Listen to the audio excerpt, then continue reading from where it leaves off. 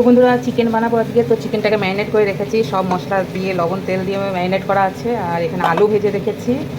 আর এখানে আমরা সিম্পল যারা ডেলি যারা মশলা তৈরি করে সেটাই মশলা আছে এর মধ্যে। তো এটা সবাই বেসিক মশলা, সেটা তোমরা সকলেই জানো। তো আশা করছি চিকেনটা দারুণ হবে।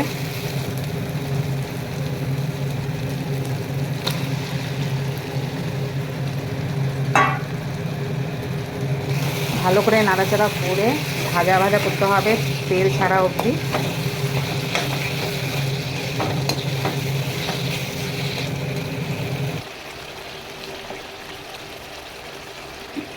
তো চিকেন আমাদের পুরো রেডি। আর দেখো খুব সুন্দর কষা কষা চিকেন হয়েছে। তো আজকের জন্য bye bye, see you again.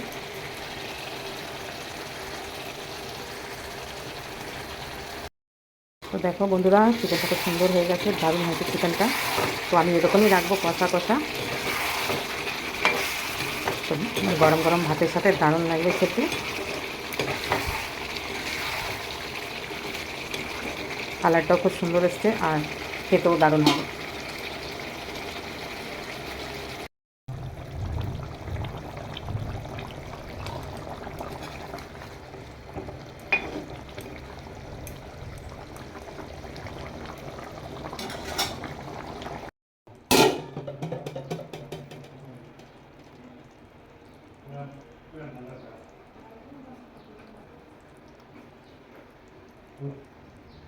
Una tinta